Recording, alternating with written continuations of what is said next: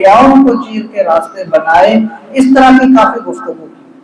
और फिर उसके बाद बताया कि अब बताओ तुम्हारी तौरेत के अंदर अगर तुम्हें डर है अपने रब का, उसके अजाब से डरते हो, तो बताओ तौरेत के अंदर इसकी सजा संसार है या नहीं है।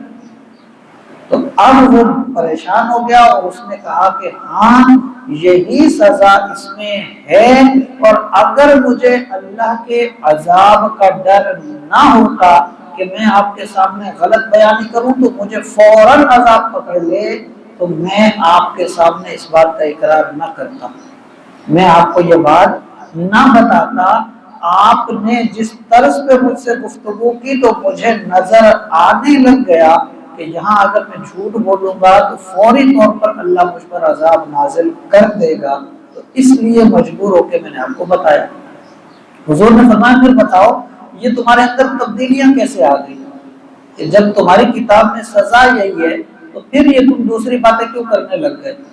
तो वो कहने लगा कि हम लोग इब्तिदा में क्या करते थे कि जो अमीर लोग गुनाह करते हम उनको माफ करके इधर उधर करा देते, और जो गरीब करता उसको पकड़ के सजा दे दी जाती। तो इससे हुआ ये कि अमीरों के अंदर ये बात बहुत बढ़ गई और वो हद से ज्यादा लोग ये काम करने लग गए। एक मर्तबा एक बादशाह के भाई ने भी यही किया, तो हमने उसे भी इधर उधर कर दिया। और फिर कुछ वक्त के बाद वहां के एक कौम के एक गरीब बंदे ने यह काम किया, तो बादशाह ने उसे पकड़ा और कहा कि इसके ऊपर हद लगाओ और इसे संसार करो। तो उसकी पूरी कौम खड़ी हो गई और उन्होंने फिर बादशाह को ताना दिया कि तेरे भाई ने किया था तो उसको तो संसार नहीं किया।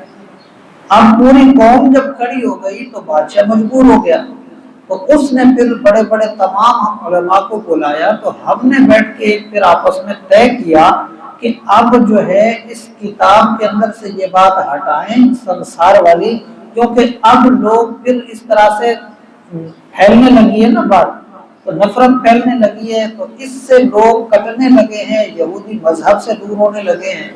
अब हम ये करते हैं कि इसकी सजा वैसे ही कर लेते हैं 40 कोड़े, अब जो ये करेगा उसको 40 कोड़े मारे और बात खत्म। तो हमने फिर यूं करके ये सजा तब्दील कर दी और अपनी किताब में से मिटा के दूसरी बात लिख दी। अब क्योंकि प्रेस का दौर है ना, किताबें छपती हैं, पहले हाथ से लिखी जाती थी, जो उसको बोला जाता और लालच में कोई आ जाता और वो जो लिख देता तो वही चीज चलती रहती आगे। तो इस तरह से बोला कि हमने अपनी किताबों में तब्दीलियां करके लालच में आके ये काम किए, इसकी हमें कीमत मिली, दौलत मिली, अमीरों ने हमें बहुत नवाजा। तो इस तरह से हमारे अंदर ये खराबी पैदा हो गई। अब जब ये बात पूरी कौम के सामने सबके सामने होने लगी तो उसकी जो कौम के वो लोग आए थे उन्होंने उसको बहुत बुरा भला कहा, और फिर उसके बाद उन्होंने कहा कि तुमने हुजूर अलैहिस्सलातु वस्सलाम को हमारा बहुत बड़ा राज बताया है, हमें रुसवा कर दिया, और तुम जितने बड़े आलिम हम तुम्हें समझ और इज्जत करते थे अब तुम इसके काबिल नहीं रहे।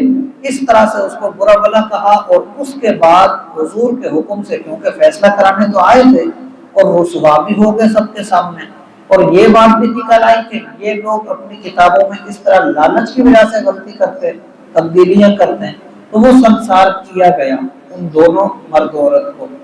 तो ये जो वाकया और ये जो मामला हुए थे ना, यही चीज इस आयत के अंदर मौजूद है।